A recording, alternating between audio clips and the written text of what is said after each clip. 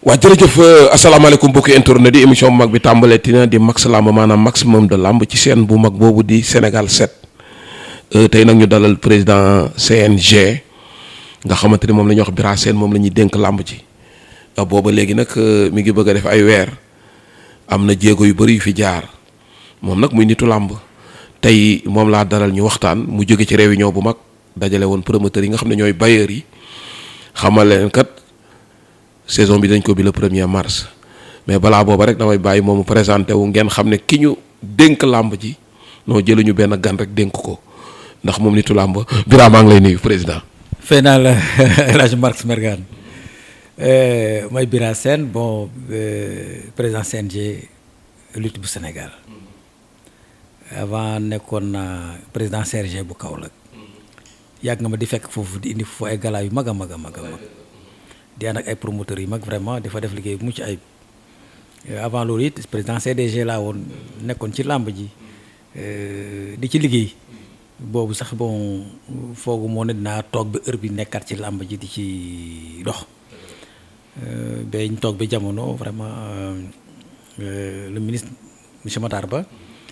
alors woo ma ni woon ay Sénégalais ci consultation conclusion ba nekk ne yow la ñuy dénk làmb ji CNG loolu moom ma indi ci président CNG waaw. wala maa ñëw ci CNG bi nga yore CRG bu Kaolack nga xam ne su dul deuxième ville ci làmb doon deuxième bu Dakar jiitoo Thiès a koy war a jiitu wala mu méngoog Thiès te boo boolee sax gala lutte simple yi am ci li ko wër Thiès mënu koo jiitu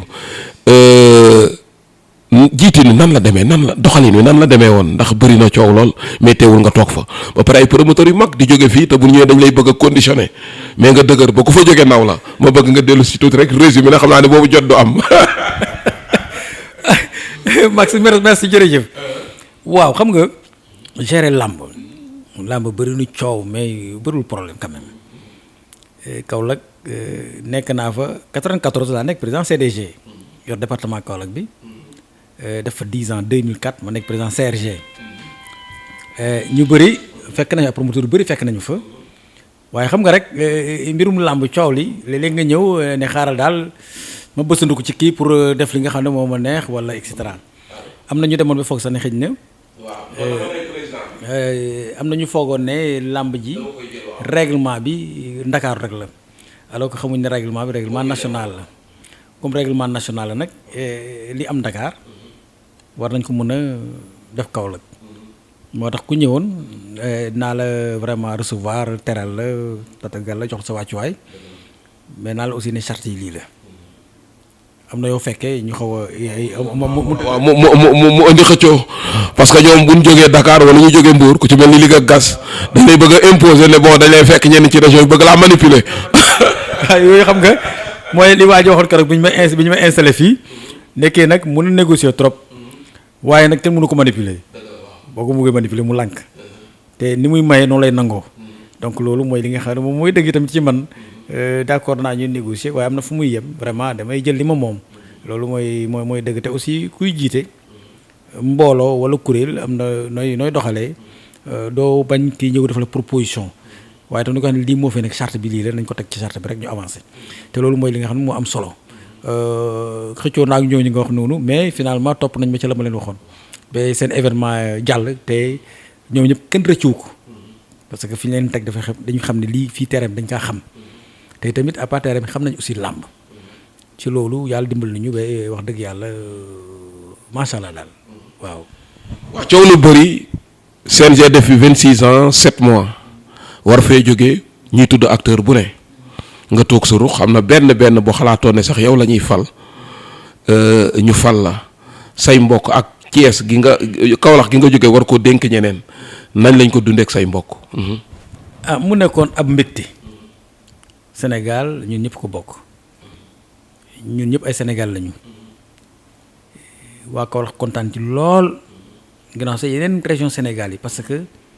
jëli ku nekk ci biir région yi dénk ko lu toll ni CNG rek. dafa nekk loo xam ne amour dafa nekk loo xam ne mbégte la ci ñëpp Sénégal yëpp laa mën a wax sax samay mbokk kontaan si ne nag waaw gàcce gaalaama parce que en fait la nga doon def ci sport bi di guddee tëdd si di tukki naan yaa ngi saani làmb yegg si fi ay 4 heures du matin 5 heures du matin ak yooyu yëpp tey lañ la ne vraiment jërëjëf ca loolaay alors samay mbokk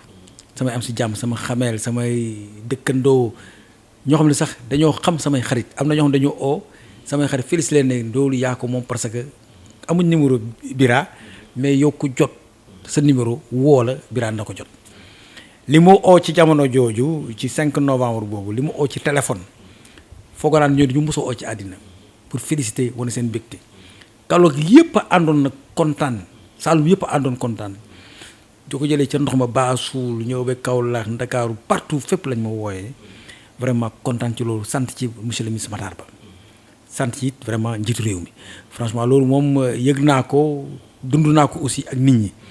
waaw ba barki démb avant may départ pour ñëw fii Dakar sax liggéey si am na fi may jënd essence dafa ma séen rek daal di daw si boobu léegi maa ngi lay wër pour gis la pour féliciter la boobu léegi déggante wun et cetera mais yooyu dafa neex ci xol yéen nag yàlla mbirum yàlla la yàlla ci yàlla jàpp ñu am ci ndam ci jàmm Sénégal tamit am ci jàmm ak ay ndam ci ay médailles d'or loolu suñu borom mën na ko yàlla ci yàlla defal. li ma bëgg a wax mooy kon dafa mel ni ministre bi juumul làmb ki coowam ñu tànn jox la ko ñu ne kiin ko jox nitu làmb la te li koy dëggal mooy nit ñëpp ne sa liggéey la yàlla fay kon ministre bi juumul président. waaw dafa mel ni juumul ci tànn bi. waaw mun naa ne bon juumul ci li ma yaakaar. boo déggee ma ne juumul ñenn ñi yenn autorités yi di kilifa bu ñu la tànnee ci làmb ne la jiital ak làmb ak coow dañuy ñëw naan la non bu ci dugg làmb nangam yow ñëpp encouragé la xam ne doon nga liggéey sa liggéey mais da ngaa bokk ci làmb foofu laay waxee. juumul parce que làmb xëy na bëri na coow nit ñi li nga wax ni am na ñu ma ko wax. ay mag ay kilifa bi ñu duggee parce que xamuñu woon ne effectivement lii dina am mais ba mu amee tël oo nañ ma xam lu ñu doon xalaat ñu ne attention làmb day nangam ak yooyu man ne yàlla mi ñu ne mais sax yow tu es un homme du sérail comme dañ ma ko xamee woon ñoo di la war a jaaxal te xamoon nañ beneen sport aussi mu ne kon nawetaan ma dem ba au niveau national kon nag ñu jàpp ne kii comme feenee ak na métti làmb lu métti kii war na cee mën a génn war na ko mën a gérer alors donc monsieur le ministre yàgg nañ di daje sax ci drapeau chef de l'État te moom it nitu làmb la te xam na ne effectivement am na fu mu newoon ci làmb ji kon bu ñu toogee mu consulter ay sénégalais comme man vraiment mu def un tri daal def filtre am daal de man daal jukki naa kii pour mu jiite ñii dinaa leen def ci équipe loolu franchement gëm naa ni juumul ndax ci biir équipe bi am na ci ay hommes de valeur ñoo xam ne vraiment ni mun na wax ni ñii seen xam-xam seen expérience war leen may vraiment ñu nekk ci làmb ji et aussi am lu ñu doxal donc ci foofu dag laay waxee ne vraiment naa ko ci delloowaat njukkal gërëm ko mais làmb ji aussi bi mu noonu franchement parlant amu ci njàqare parce que. bëri nga cee xarit. voilà bëri naa ci ay xarit làmb ji su nekkoon ne un terrain inconnu ni ñu ko waxee ci tubaab ma mun a wax mais fekk na bëri naa ci ay xarit. Max Mergan yàgg naa nga xam promoteur yi fi ne yëpp am na ñu bëri journalistes yi ñu bëri xamoon naa leen avant te dañ ma xamoon ci sport xamu ci làmb donc ci foofa mën naa sax ne waa presse bi ñoo ma njëkk a woo sax félicité ma dama grand paysan homme du sérail lii warul jaaxal et cetera da nga ñëw ak sa background sa expérience donc xam nga fay teg sa tànk te aussi am loo fekkee ci mbir mi 26 ans 7 mois Alioune Sarr def na ko fi maa ngi ko ci félicité di ko ci encouragé ko may wér ak wérlee yàlla yokk ay fanam def na lu bëri lañ def liggéey na dëgg man nag sama sacerdoce moo ne woon ne su ma ñëwee moom fa mu bàyyee man foofu lay tàmbalee pour jëmale làmb kanam. mais sa relation ñoom ndax dañ ne continuité la daanaka Alioune Sarr rek lañ fi tegaat am na ñu wax loolu ndax seen diggante mu bëgg rek nga dellu ci relation yi parce que man waxoon naa ko jour bi ñu lay samp sa mbokk yu jóg mu doon feet loolu sax laay njëkkee bala maa ñëw ci lii ma gis waykat yi ñëw tëggkat yi ñëw politiciens yi ñëw Kaolack yëpp buubu jël ay car ñi jël ay mini car ñëw feesal saal bi dell mu doon feet loolu nan nga ko dundee. mbégte di gërëm saalum yi di gërëm sama mbokk Kaolack yi li waroon a ñëw bu fekkoon ne may amoon naa autorisation bi kon ci bi kaw arène la ñuy yéeg ci tribune yi ndaxte ña bëggoon a ñëw damaa leen non na quelque ñëw rek ñi taal seen oto ñu dugg ci bus ñu dugg ci car daal di ñëw ba ma ko on a monsieur le ministre laaj ko ndax ma nga ma autorisation ñenn samay mbokk ñëw fekkee kii bi mu ne ma amul problème xam nga bi ñuy def installation am nañu si biti lañ nekk ba léegi dugguñu ak ñi nga xam ne Kaolack lañ ne woon parce que bëgguma dama waxoon xale yi bu ko kenn yëg ñi ko yëg baax na nii waaye média yi yëg ko mais ku nekk am na ñoo xam ne mer nañ la parce que dañu ko war a yëg pour ñëw am na association Saloum bu nekk fii Dakar da ngay yëg rajo bi ooma mu ne suba ñoo fay jiitu boo bëggee boo bañee yëpp ñun ñu nga fa mooy jaaykati oto yi nekk fële beti boori fële télévision nationale donc loolu ma bëgg ci lool nag ñu ñëw samay xarit samay rakk am si jàmm ñëw Pape Demba Bitèye ne ma man am naa réunion mais su may paree damay ñëw teewal ndax yaay suñu grand yaa ñu yar te ñoo bokk Kaolack ñoo bokk Saloum Makumba Diouf it noonu dama yow suñu grand monsieur le maire de Bassou El Hadj Ndong it noonu ak ñeneen ñi nga xam ne après lañ ko yëg dañu léegi kañ la ñu ko amat beneen ndaje ñi ñëwutoon dañu waxoon ne dañuy def fête Kaolack fête la ñuy def ñoo ni ci stade bi ne fête pour delloo mu njukkal ma ne non kon def nañ ko delloo njukkal Matar Ba ñu def ci ñoo def ay réunion préparé autorité bu ne oona ma de naa ci jàpp autorité bu ne na jàpp ci kii boobu sargal boobu mais xam nga ci Covid bi rassemblement yeeg yooyu wax daal ci ministre bi alors ma ne daal li gën mooy ce qui est plus élégant mooy ñu bàyyi bi mbas mi passé ñu def loolu mais wax dëgg yàlla samay mbokk Saalum yi bi ci île ya mais waa Ndakaaru yi kenn waru loon des loolu nag vraiment ma leen fond du cœur ci cofeel boobu ak bëgg-bëgg boobu ak également li nga xam ne bëggoon nañ ma ko delloo ndaxte làmb nekkuma ci gan vraiment. waaw loolu am na solo parce que waroon naa ko jiital te keroog loolu fekkee naa ko ma gis yéeg-yéeg biñ ci am ñoom Adjuma Diouf maa ngi leen gis ci bété ak chauffeur yi ne foofu nga xam ne su ma daan dem làmb yow léeg-léeg ci kaw ngay ne ndax loolu mooy sa cër mais dañuy toog di waxtaane làmb ma gis ñoom mu mel ni dañoo am ndam mu mel ni feet moo tax ma laaj loolu léegi nag sa relation ak Alioune Sarr ndax daa am ñu ne problème rek la fi teg continuité la ma bëgg nga dellu seen relation ndax it nag loolu laa nangu man mosu woon a gëm ne ministre bi dina jël risque saison bu ñu arrêté pleine saison ay combat nekk à jour ñu arrêté ko ndax Covid mi dal ñee war a génn nga fi tegaat koo xam ne xamul làmb dañuy delluwaat à zéro man mosuma xalaat loolu man xalaatoon ak lu mënti am nitu làmb lañ fi teg mu continuer léegi sa digg ak Alioune Sarr. waaw mun naa xam ne monsieur le ministre visionnaire la ci plan bu wax dëgg yàlla parce que xam nga rupture mooy luñ ne damm na wala toj na wala yàqu na te yàq baaxul fii ministre bu changer équipe dafa bëgg a defar boobu nag bu fekkee da nga ñëw ne li fi ne dara baaxu fii wala leneen non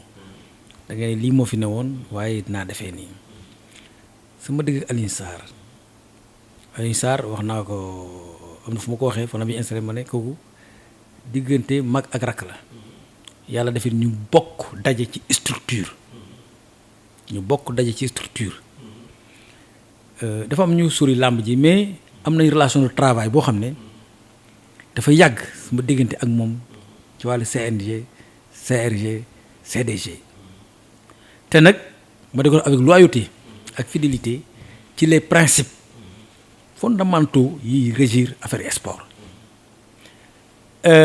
am na année boo xam ne xanaa xamoo ne en 96 am na doon demee Yékini ak Double Less bëri drapeau sauvetage Fatick Double Less moo ñëw pour la région de Ziguinchor pour représenter les seen 120 kilos seen poids lourd yi man maa ne non kii du bëri waaw maa ne kii du bëri parce que dafay def bëri dóor fële nekk na koo xam ne il est hors catégorie donc bu bëri fii ci kii bi bëri keroog bëriwuloon loolu ju bëri sañ ko fàtte leneen mooy Alioune moom dafa nekk Dakar di gérer vraiment au niveau national bi mais man maa nekkoon président des coordonnateurs des présidents de CRG 13 régions yi Sénégal yëpp maa leen doon coordonné di gérer seen problèmes yi nga xam ne document final rek lay jox président Alioune Sarr donc loolu relation de travail boobu dafa am solo te fu ma gisee loo xam ne lii mun na aw rëq-rëq wala ab problème ci làmb ji dinaa ko oo téléphone wala bind kayit jébbal ko ne ko monsieur le président nañ def attention ci lii ak lii ma ne lii mooy suma gis-gis ci lii xam nga loolu relation de travail la mais aussi am na une relation boo xam ne affective bu am suma diggante ak moom certes loolu xëy na nit ñi xamuñ ko suñu famille aussi jaxasoo nañu ci ab fànnam te leen li mooy aussi Alioune Sarr ni mun a waxee ne moom waa Fatick la noonu la mun a waxee ne waa Kaolack la ndaxte waajuram bu góor magam tuddee nañ ko ab collège bu mag Kaolack muy collège Tafsir Mignane Sarr ñu bokk nag ñoo xam ne sax ay mbokk lañu am na dëj boo xam ne demoon na ko Kaolack dafa génn dem man ma ñëw xam nga loolu famille la ak leneen am na suma jarbaat boo xam ne mu ngi sëy kër Alioune Sarr Alioune moo ko ñaani woon keroog ñëw mu woon waaye ba mu demee te moom xamu ci woon dara waaye ba mu demee ñaani dañ wax bi tudd ma foofu mu mën leen da ngeen xam Bira mun a déet ñu ne kii Bira moo ko war a may kii Bira mooy nijaayam ñu yaayi ko rek ak Bira ñoo bokk benn papa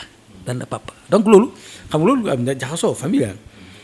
mais nag loolu yëpp da ko doon teg nag ci dëgg ak ci yoon suñ newee ci liggéey moom principe yi du ko wàcc.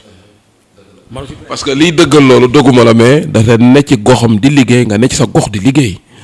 ndax bu fekkoon ak lu ngeen bokk mun ngeen ko dindi mais liggéey bi professionnalisme moo tax ñu jëlee ko fi teg la fi. liggéeyam moom ci wàllu liggéey Aliou ci wàllu liggéey amu ci mbokk. avec wàllu liggéey amu ci mbokk moom règlement bi rek moom liggéeyam rek la xam moom lay topp loolu vraiment nawee naa ko ci lool nag waaw ndaxte bu nekkoon ne ci wàllu liggéey bi daf ciy def ay yoo xam ne àndul du fi def 26 ans 7 mois. dajeeg 13 ministres des sports 2 ans bu ne mu rendre compte ñu reconduire ko loolu du caaxaan. dajeeg 13 ministres des sports te dama ne nag Alioune aussi est une forte personnalité ça il faut que ñu reconnaître ko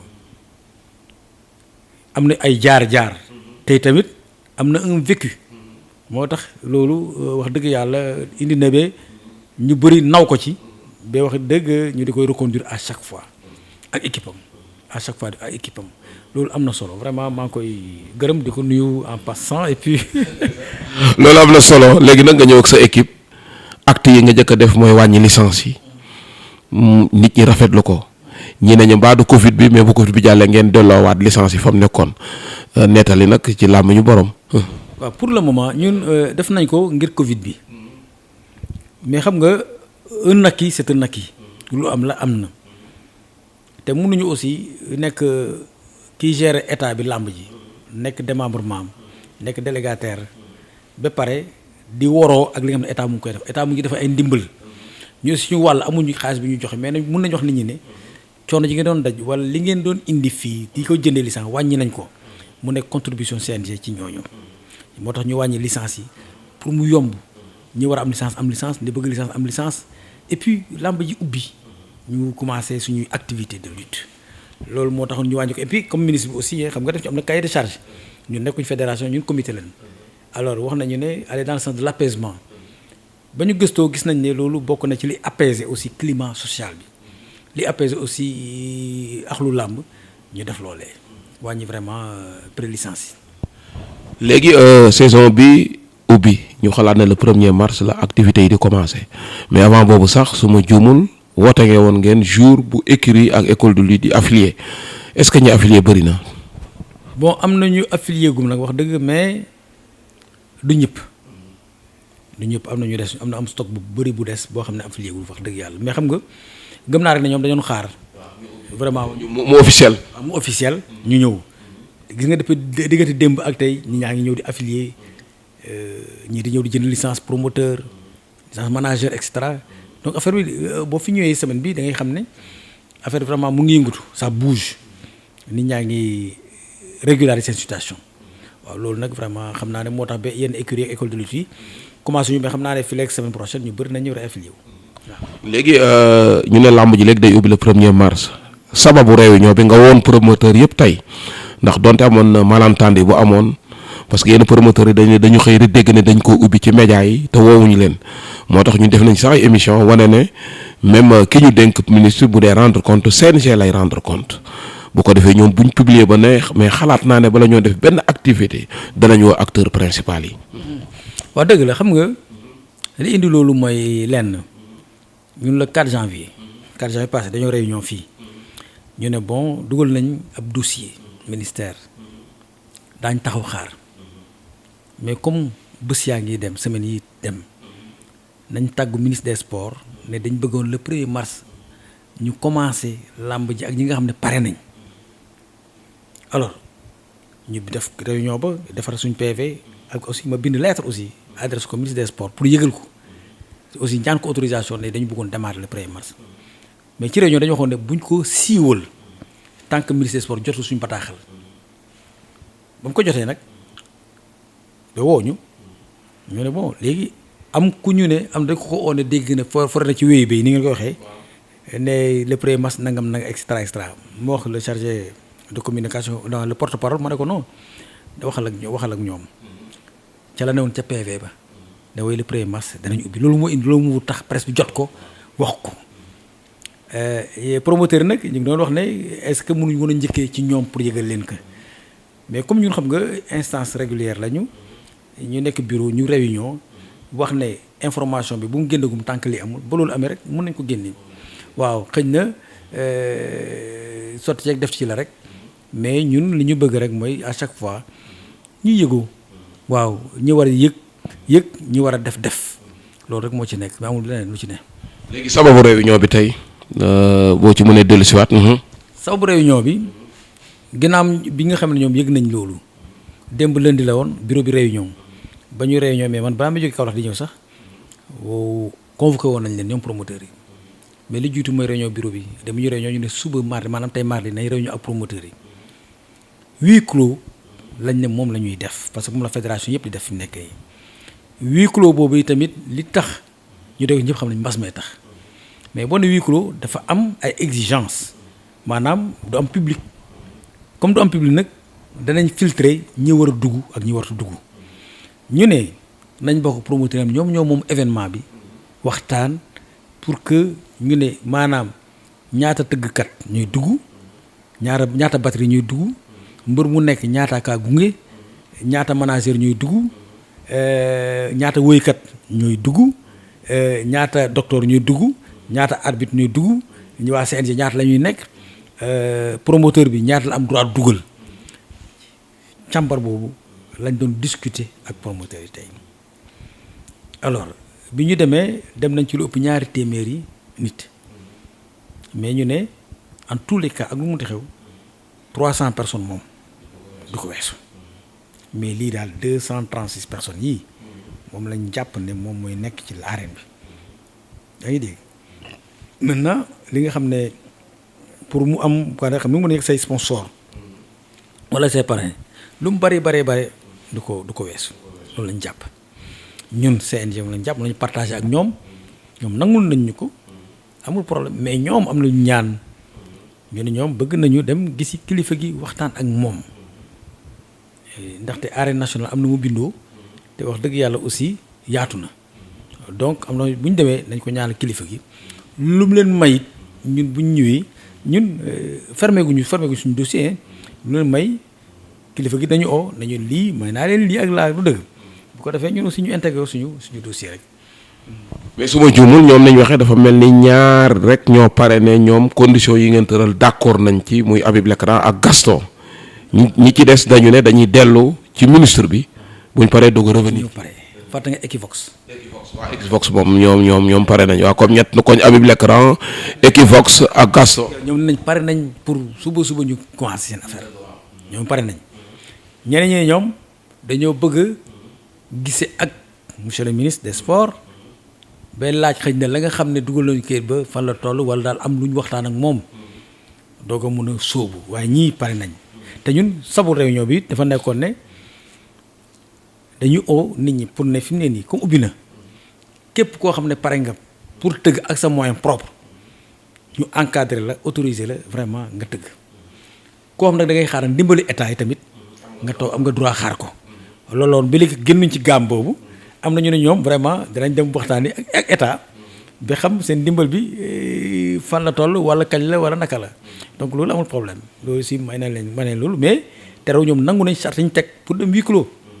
waaw ñi nga xam ne war régulariser amul problème jox leen ay date et bu ñëwee ñu tëgg ci huis clos bi nga xam ne noonu lañ ko tënkee parce que nag fédération yi bëri nañu Sénégal mënuñ nag may lii kii terkale lee ak yooyu xëy na mu ne mais ñun li ñu war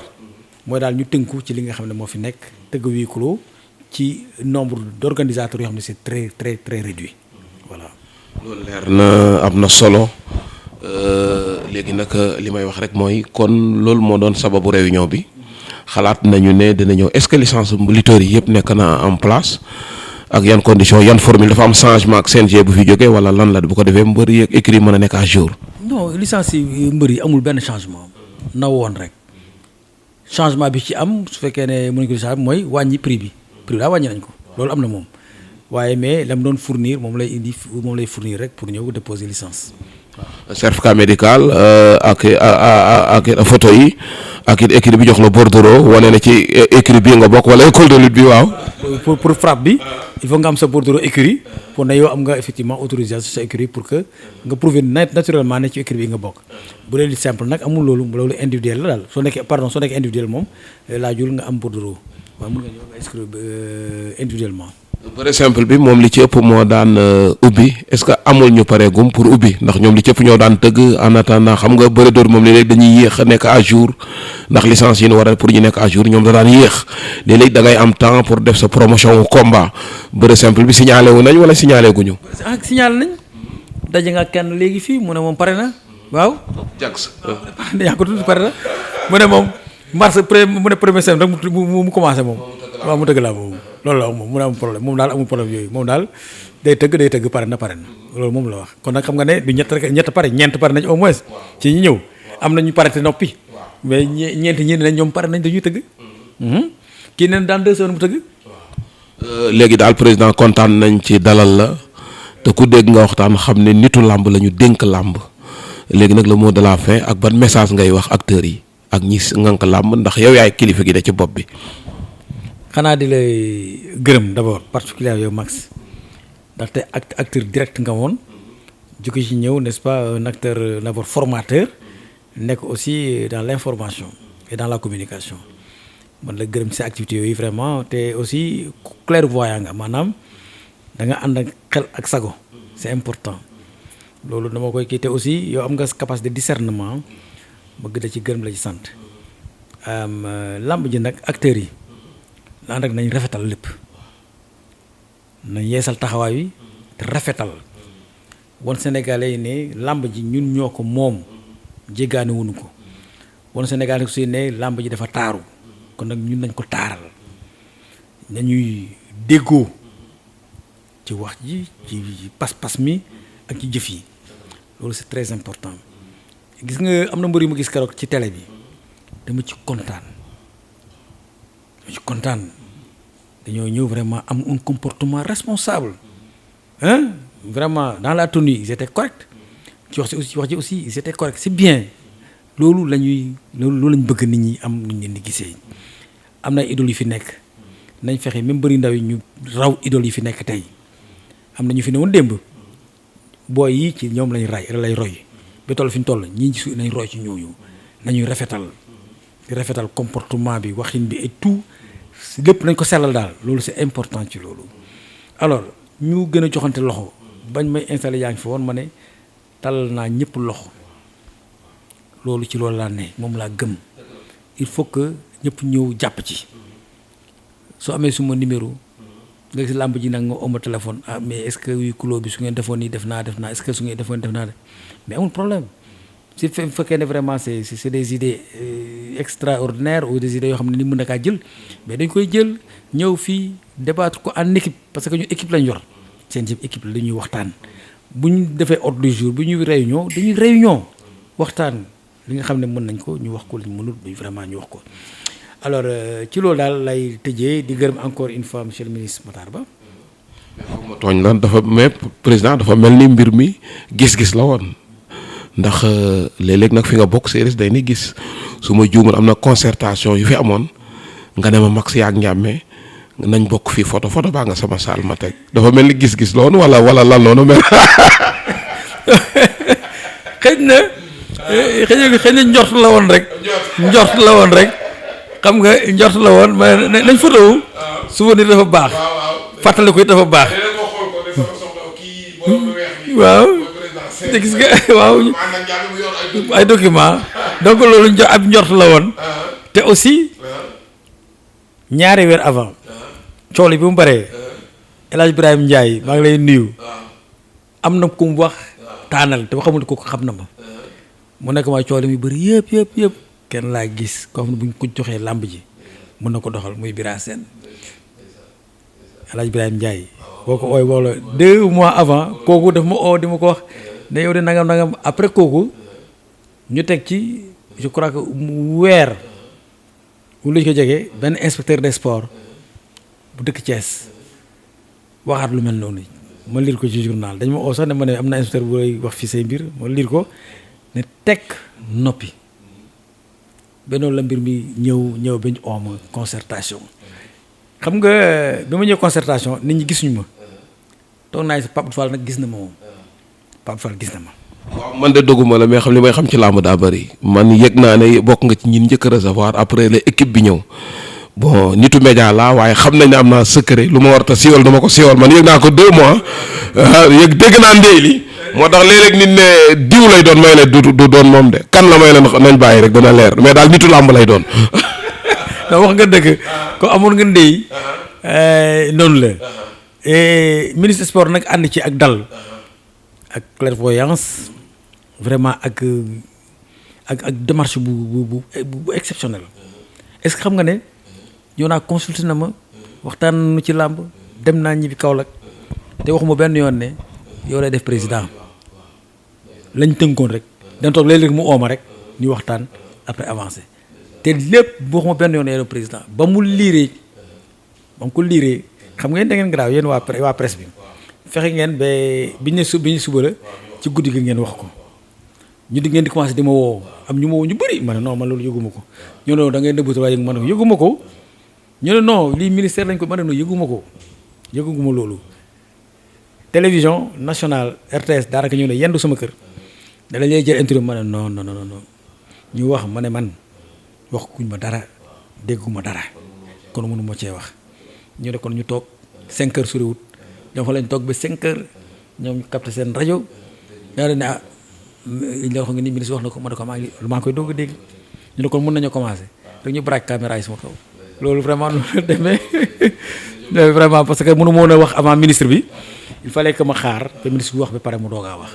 parce que ministre waxagul ñu ne Bira Sène waxee na Kaolack lii ak laa même sax joxoon nañ ma garanti non lii di ngay wax fii duñ ko génnee mukk tànk 20 heures jotul mais loolu du yëfu kilifa waaw parce que ñi ñëwoon am na ñu ma xam am ñu xaw ma leen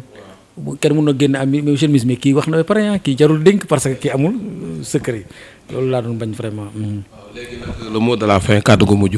kàddu gu maa ngi gërëm sama mbokk yi d'abord gërëm sama wayjur sama soxna ak samay doom samay dëkkandoo yëpp gërëm samay mbokk sportif yëpp également tous les sportifs de Kaolack et du Sénégal maa ngi leen gërëm leen sant yéen waa presse bi maa ngi leen gërëm bu bare vraiment vous êtes des hommes exemplaires gërëm naa leen sant laa leen bu baax di ñaan yàlla nag yàlla jëlee fi mbas mi. loolu moom Amine na ci topp moom bu ko defee activités yi kenn du wax dugalal kii ak dugal kii ñëppay dugg. wallaay yàlla na fi yàlla jëlee mbas mi sàmmal ñu suñu réew le Sénégal sàmm ñun ñëpp yàlla may ñu ndam ci mission bi nga xam ne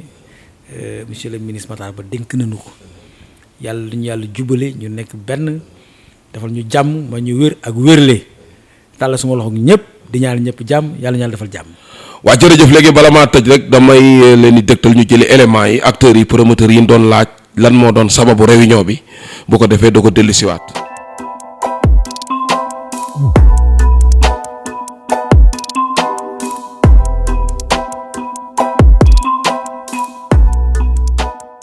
réunion bi dañu woote woon rek parce que xam nga CNG dañu ubbi woon làmb ji sans pour autant toog waxtaan ak promoteurs yi or que ministre bi daf leen ne woon ñu wax ak promoteurs yi ba pare effectivement loolu moo gënoon rafet mais de toute façon ci biiri mbokk la waxtaan nañu promoteurs yi majorité bi nee nañu ñoom mënuñu tëgg foog ñu demaat ci ministre bi pour ministre bi daal wax leen ndimbal li état war a jox làmb ji kañ lay agsi bon état ministre bi nag dafa demoon di laaj yi di ñaani état kii ñaan nag doo xëccoo da ngay xaar ba nu jox la rek nga toog di jël mais nag nee na ku mënal sa bopp it wala nga am say pexey bopp comme ni ma koy waxee man ngaa dem démarrer en attendant que ndimbalu état di ñëw man nag comme man am naa samay pexe man la ma jàppoon ba jox mbër yi xaalis noonu lay continuer muy le 4 avril bi heureusement que booy bi ko jàppoon sax doon ci wax taxaw na ni léegi bàyyee na date bi peeram Gaston donc voilà léegi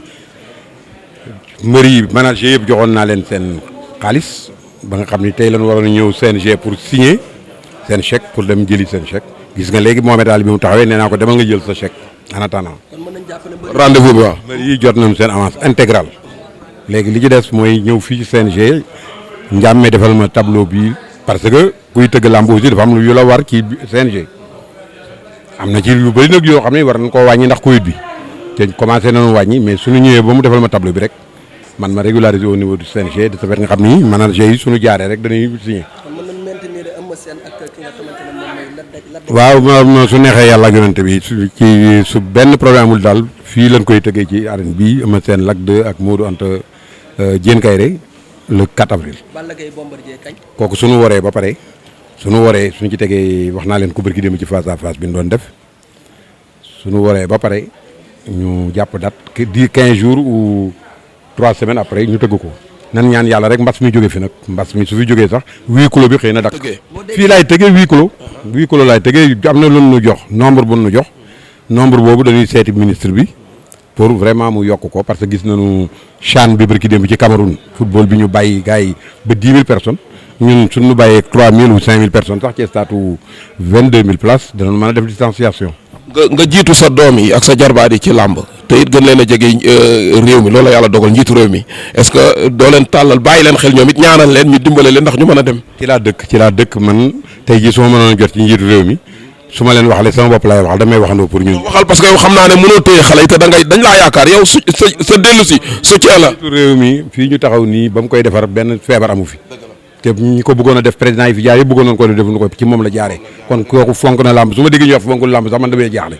kooku fonk na làmb bëgg na làmb ndax defaru fi benn stade loolu stade bii la fi jotaguma defar ak basketball donc kon nga xam ne bëgg na làmb léegi nag nan tey rek teelu ca xaar ko man lu ma ci man de toute façon naa ko def parce que la may def ñooñu su ñëwee it ñoo koy bokk ndax du ma leen ko bàyyeel kon ñoo koy bokk. anam bi ngay nar a tëggee PPV bi ci ban anam lay demee.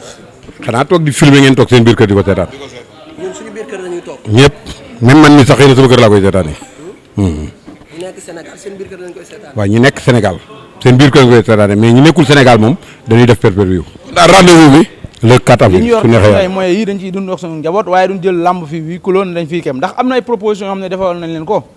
mooy nan ñu may 5000 places ba 3000 4000 suñ ko defee promoteur yëpp engagé woon nañ pour tëgg lamb 8 kilos nga xam ne dañ leen di may benn nombre ku gis CHAN bi amoon Cameroun xam nañ ne maye nañ fa ba 10 000 11 000 places ci CHAN bi kon yaakaar naa lii Cameroun parce que mooy Sénégal war nañoo mën a jël stade arène nationale muy 22 000 places ñu autorisé promoteur yi def 5000 mbaa 4000 ba 3000 su boobaa débat du am leen du am promoteur bi dañuy engagé wu pour tëgg ndax lamb rek moo ñu ñor te moo ñu intéressé waaye nag tëgg lamb 8 kilos sans état jàpp ci naan damay wuti ay partenaire te xam ne dëkk bii partenaire amu fi sponsor amu fi nañ waxante dëgg sponsor amu fi partenaire amu fi accompagnement nag am na fi ñu bindal ay lettre d'accompagnement nga ànd ak lettre yooyu dem pour lijjanti sa problème d'accord mais nag ñun ñu ko mënut jëluñu benn engagement pour organiser lamb ci